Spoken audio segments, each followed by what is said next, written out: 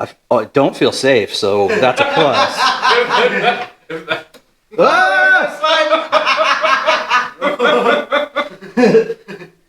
It can only slide until it hits the f***ing tire, so that's good.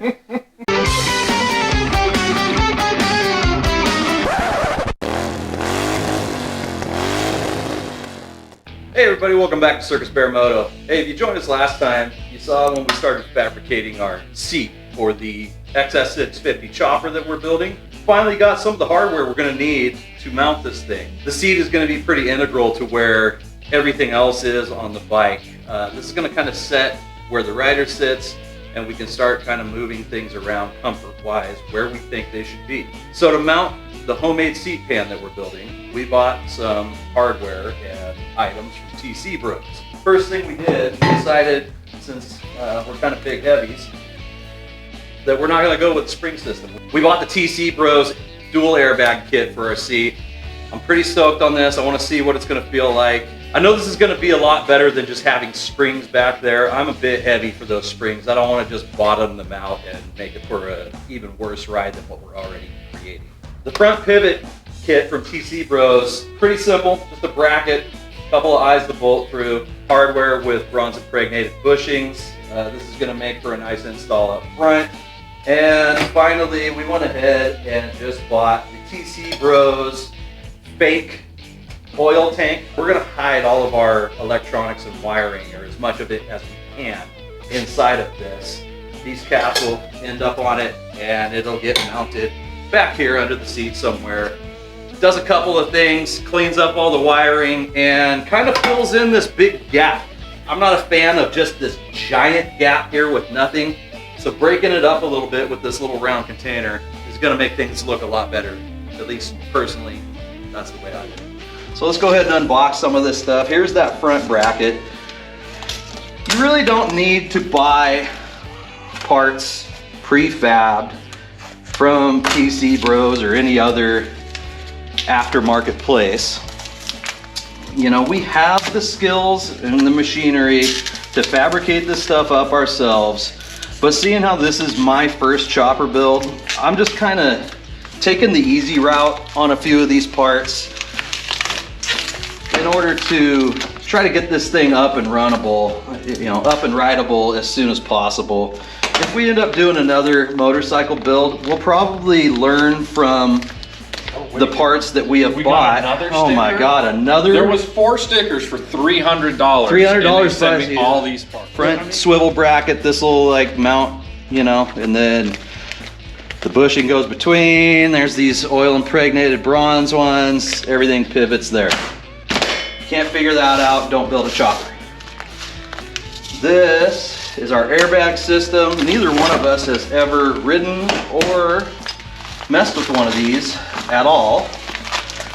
So this will be a whole new experience for everybody involved at Circus. It's going to be magnificent. It is going to be magnificent, you're correct. One of the nice things about this shit from TC Bros, they're really good about including everything you need. I mean, they even put a little bit of Teflon tape and, you know, all your little parts that you're gonna need comes with everything. So if you want to do a little more of a lazy chopper build like we're doing, I would definitely suggest TC Bros. They have a ton of shit, and it's high quality parts, good customer service. We're really digging the stuff that we've been getting from them. And we're looking forward to our first sponsorship check. Yeah, right. You hear me, TC Bros?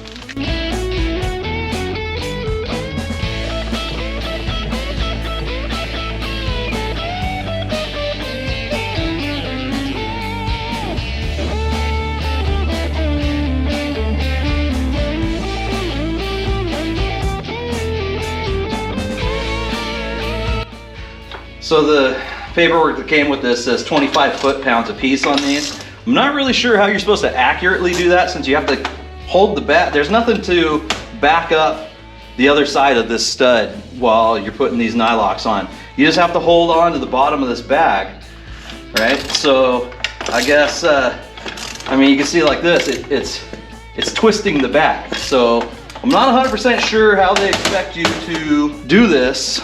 This one turned just by me holding on to it. This one doesn't seem to want to go. So I'm gonna have to mess with it a little bit.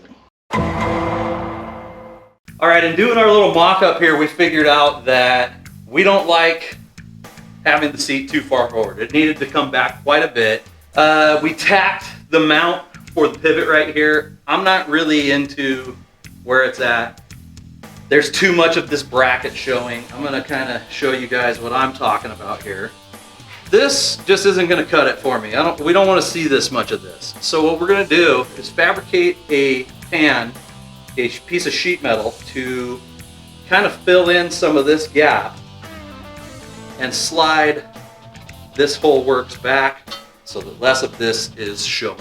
And hopefully that's going to be what we need to do. Let's start right there. Yeah. 6 inches. We want to start with probably a 6 by 10. But 10, yeah, if we can land 6 by 9 3/4. Yeah.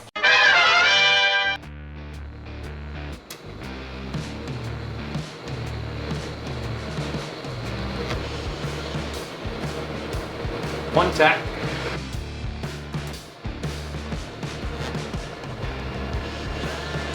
Tacks.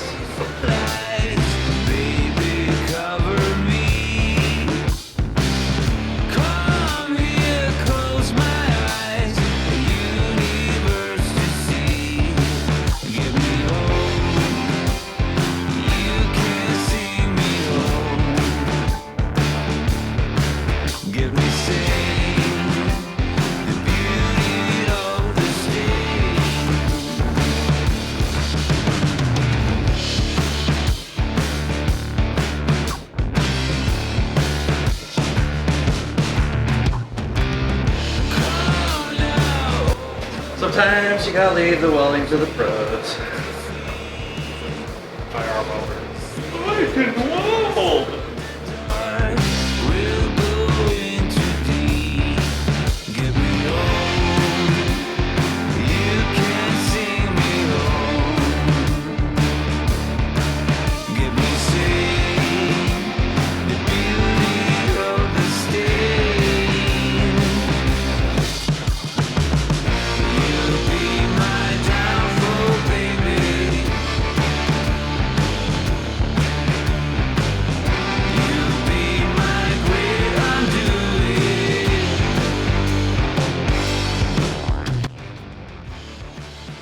One of the things with these TC bros, hardtails, they leave a couple of crossbars. Yes, it's me in the background. They leave a couple of the crossbars just tacked. They haven't finished welded them at all. The reason they do this is to give you a little bit of play if you need to move brackets around or anything. So they come from TC bros when you buy this one that's already welded together with one big fat tack. Show you the other one on each side. That's what we had up here. And now you can see Eric's going through and finish welding these. Oh, baby.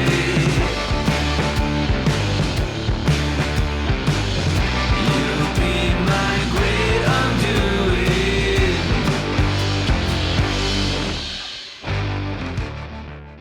undoing. The next day. All right, it's the next day. We're back at it with the chopper. What we did yesterday, just to recap, we put this sort of sheet metal cover here to create a spot for our seat to mount the way we wanted to.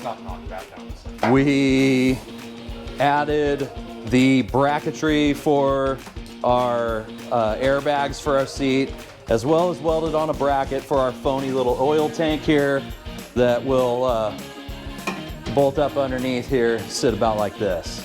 So we're on to the next step, and I believe that is going to be the rear fender. So what we did, let me turn the camera a bit. We bought trailer fenders from a local steel shop. These are fairly cheap, and we are going to cut some of the width out of this fender so that we can shrink it and make it narrower so that it's got a nicer profile with the tires we're gonna use. And honestly, this looks like a trailer fender, not a motorcycle fender. So we're gonna turn it into a motorcycle fender.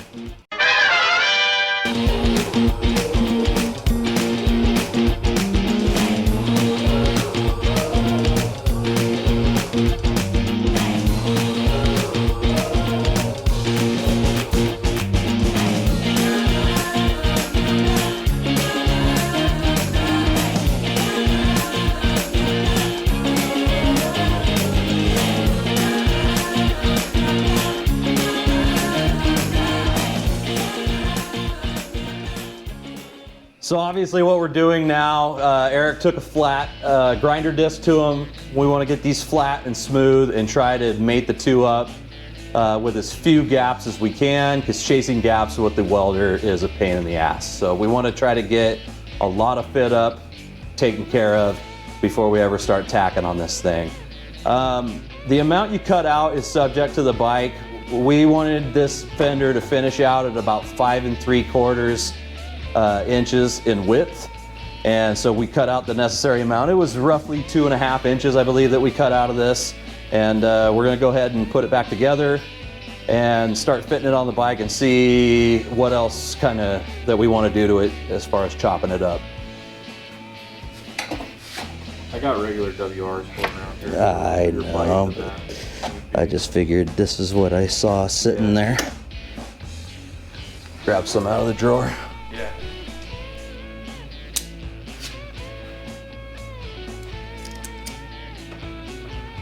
And I bet 6 inches are better off the length by the time we Oh, sure. figure it out. I don't think that's bad, man, for a hand cut. So we won't, what we'll do is we'll start with one end and tack our way around. Right. Let it float. So, So what Eric's saying is we'll start our tacks on one end and tack our way around. That way we can pull this together as we go.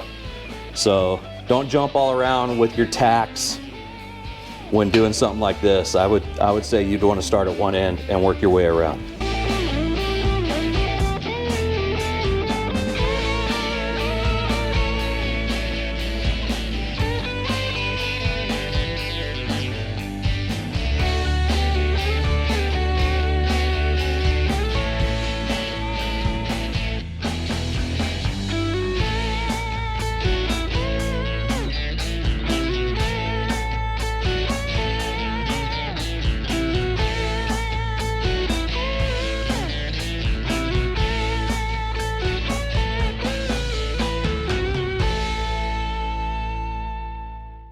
So now that we have the fender narrowed down where we want it for the size of the tire, we want to see how we want to finish off the back. We're not leaving all this extra down here. This all looks like crap.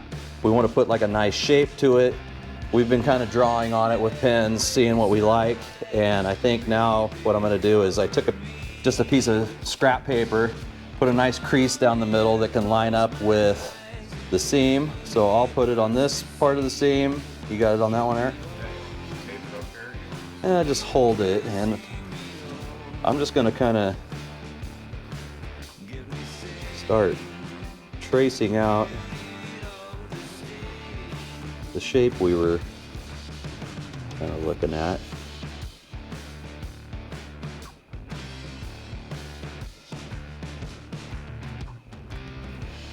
I'm thinking something kind of on the flat like that. I don't want to take too much off at first. You can always take a little more off. It's really, really hard to put some back. So what I'm going to do is fold this in half, cut this pattern, and then slap it back on the bike and trace it on the bike.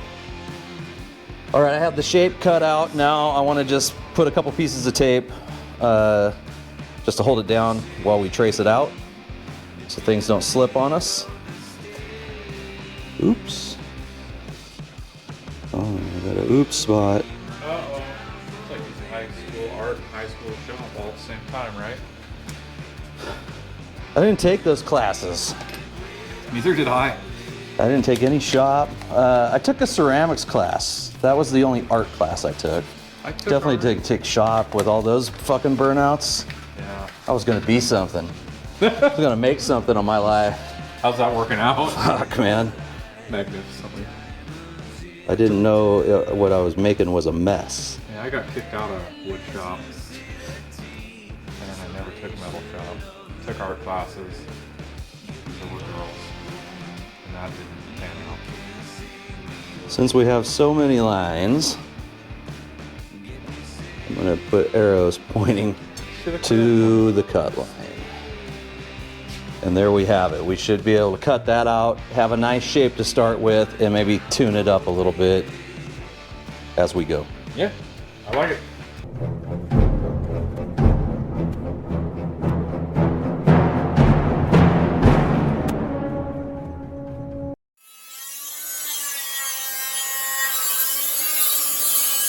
Hey, grab his dong.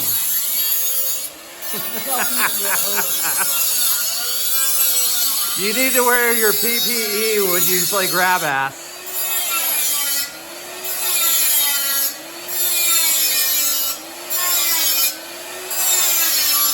Hurry up, man. I'm waiting for the action shot to... Aww.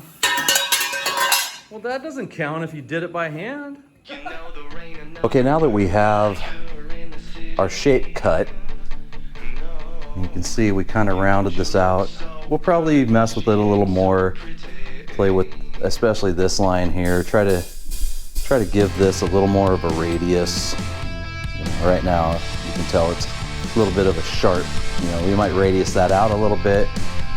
Once we start with the welding, we're gonna finesse this a little so that, I don't know how much you can pick this up on camera. There's a bit of a W to this, the way we did this. So we're gonna have to use all of our skills and try to tune this up to where it's a little more rounded up top. We put a 1/2 inch spacer in there just to show about where the line is gonna look compared to the tire. It has to have a little bit of room for the axle to travel. We're gonna leave it long here and weld on some sort of a tab onto the frame here in order to hold that. Then to hold the back of the fender, we are going to build a sissy bar. So we found some of these eye bolts we kind of liked. Found these eye bolts we liked. So we're gonna use those as an attachment to the frame. And what we're gonna do is probably cut that off and weld some 5/8 or 1/2 inch rod onto those and bring our sissy bar up and attach the fender to the sissy bar at the back. Other than that, you can see kind of what we're gonna have for our seat setup. We need to do a little tune up and straightening on some of this, but for the most part, we have it looking about how it's gonna look. Here's the mounts for our phony oil tank. This is gonna house a bunch of our electrical, and we'll probably put a key switch on this side of it so we can turn everything off. But I think for now, we're gonna call this a video, and I'll see you guys on the next one.